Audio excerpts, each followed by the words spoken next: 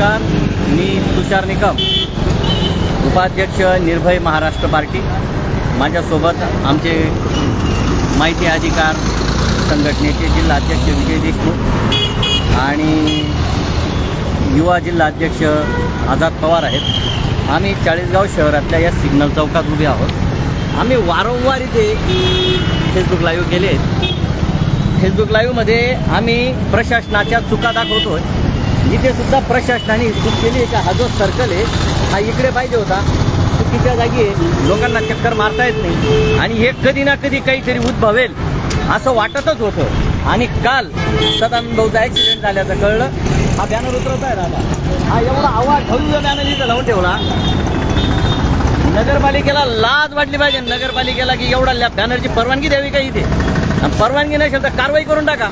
एवढ्या चौकात एवढ्या आवाज ठेवले बॅनर लावून दिल्या, स्पर्धा आहे का नालायकांना इथे? ज्याने उठायचं त्याने बॅनर लावायचे, लोक मारायचे का इथे? तर शिक्षणाने लोक सुधारले पाहिजे, पण शिक्षणाने लोक गैरगुजरे होऊन चालले। ही शोकांतिका आहे। गुणात्मक राहिलं नाही, संख्यात्मक वाढलेत फक्त। आणि या नालायकपणातून लोकांचे जीव जाण्याची वेळ येऊन गेलेली आहे। सर्वसामान्य माणसाने आता या इथे पुतळ्याजवळ दोन्ही बाजूने सोडून दिलेले ते खड्डे, इथं पडला का मेलाच तो। हां, एक मिनिट इकडे पण हे त्याचबरोबर ही गटार पहिल्याने गटार दाखवून या गटारी अशा वर काढतात, छान वास येतो, रस्त्यावर गटारी काढून ठेवल्या। यांना लगोलग भरता येत नाही। कुठे गटार काढायची? रस्ता गटार टाकण्याची जागा आहे का?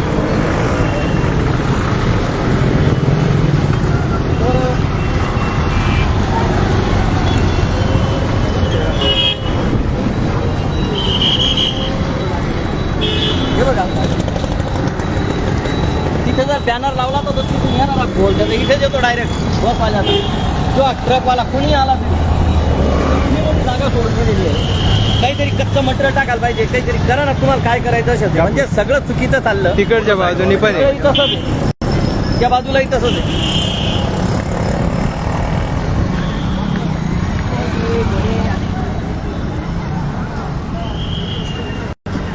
आम्ही आरोळ्या मारून मारून जेव्हा सांगतो लोकांना काय वेडे वाटतो का?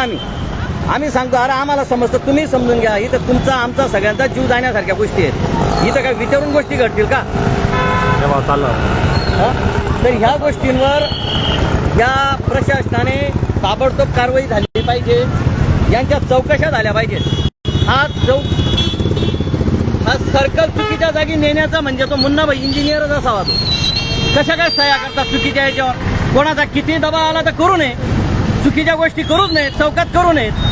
नगरपालिकेने सुद्धा या बॅनरवर ताबडतोब कारवाई केली पाहिजे।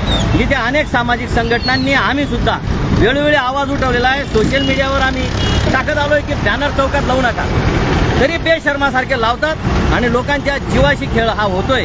याचं हे कालच उदाहरण दिसतंय आणि अशा अनेक लोक अजून होणार आहे इथे जर नाही सुधारलेत तर हे आम्हाला एक सांगणं आहे। आणि हा चौक जो आहे हा दुरुस्त करावा, असा मध्यभागी बनवा। जाऊ द्या 25 लाख रुपये, माणसांच्या जीवापेक्षा पैसा महत्वाचा नाही। चूक लक्षात आली, दुरुस्त करा। इथं चौकात इथे बनवा त्याला आणि जाणाऱ्या येणाऱ्यांना सोयीचा बनवा।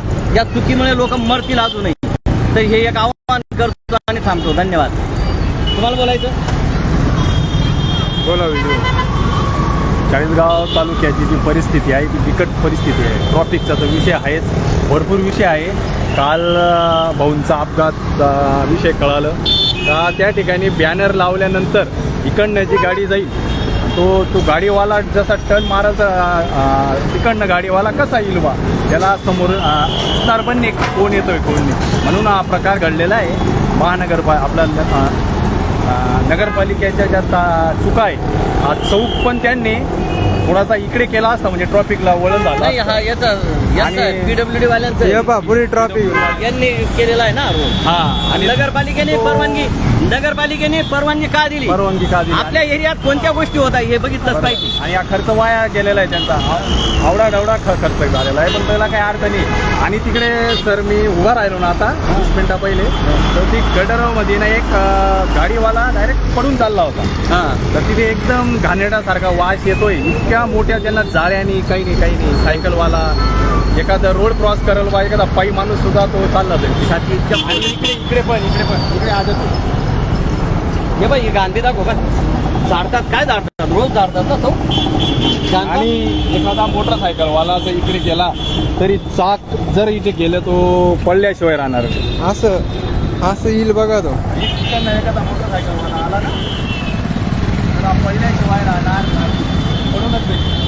पडलं म्हणजे त्याचं डोकं वगैरे फुटल, कोणाचं काय जाईल यांचं काही जाणार मागं नाही ना. गाड्या राहिल्या तर तो अजून घुसल यांचं काही जाणार नाही, कोणाचंच काही जाणार नाही, फक्त गरीबाचं काळीच जाईल, दुसरं काहीच नाही. हेच सांगायचंय. बस थांबतो.